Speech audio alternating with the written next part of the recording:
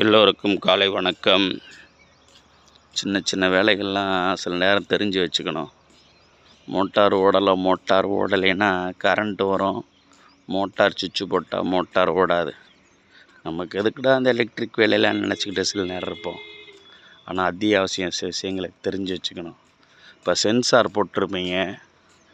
தண்ணி டேங்க் நிறைஞ்சோன்னா ஆட்டோமேட்டிக்காக அது நின்றுடும். ஆட்டோமேட்டிக்காக நிற்கும்போது ஸ்டார்ட் ஆகாது சுவிட்சை போட்டோம்னா. சின்ன விஷயந்தான், இது கூட தெரியாமல் இருக்கானே நீங்கள் நினைக்கலாம். இருந்தாலும் சில விஷயங்களை தெரிஞ்சு வச்சுக்கணும். மேலே பார்த்தா தண்ணி அந்த சென்சார் டச் ஆனோன்னு நின்றுது. கரண்ட் வரும், ஆனால் மோட்டார் போட்டால் ஓடாது. அதை பார்த்த பின்னாடி இப்போ அந்த சென்சாரை மேலே ஏற்றினோன்னா தண்ணி ஓடிடுச்சு. இப்போ சில விஷயங்கள்லாம் தெரிஞ்சு வச்சுக்கணும். தண்ணி இல்லைன்னா என்ன ஆகும்? ரொம்ப கஷ்டமாயிடும்.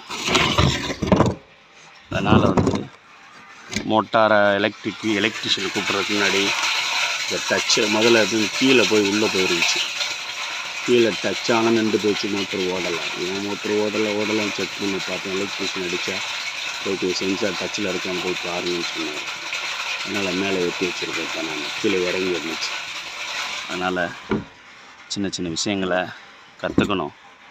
அத்தியாவசியமான நேரத்தில் நம்மளை இந்த வேலையை பார்த்துடலாம். சம்மந்தப்பட்ட ஆளை கூப்பிட வேண்டிய தேவையில்லை. வேஸ்ட்டான செலவும் ஆகும். அதெல்லாம் இதெல்லாம் கற்றுக்க வேண்டிய விஷயங்கள். ஏன் சுவிட்சு ஆட்டோவில் போட்டால் எப்படி இருக்கும், சுவிட்சு மேனுவலில் போட்டால் எப்படி இருக்கும், எல்லாம் கற்றுக்கணும். எலக்ட்ரிக் மோட்டார் போடுறத பற்றி. எல்லோருக்கும் காலை வணக்கம். காலையில் 6 மணிக்கு எழுந்திரிச்சு இதான் வேலை. இப்போ கிளியராக அதை மேலே ஏற்றி விட்டோன்னா ஆட்டோமேட்டிக்காக மோட்டார் ஓடிடுச்சு. ஓகே நண்பர்களே, சின்ன சின்ன விஷயங்களை கற்றுக்கிறது எப்பயுமே ரொம்ப பிரயோஜனமாக இருக்கும். எல்லோருக்கும் காலை வணக்கம். காலையில் எப்படி இருக்குது பார்த்தீங்களா? ரொம்ப அருமையாக இருக்குது பார்க்குறதுக்கு. பசுமையான மரங்களை பார்க்கும்போது ரொம்ப சந்தோஷம். அங்கே கம்மாய்க்கில் மரங்கள் காஞ்சி போயிருக்கு பாருங்கள். தண்ணியில் ஃபுல்லாக நிறைஞ்சிருக்கிறதுனால அந்த சீமக்கருவில் மரங்கள்லாம் காஞ்சி போயிடுச்சு. ஓவர தண்ணி இருந்தாலும் கஷ்டம். ஓகேங்களா? அங்கேருந்து சில நேரம் மானெல்லாம் அடைஞ்சிருந்து மானெலாம் வரும். மானெலாம் பார்த்துருக்கேன்.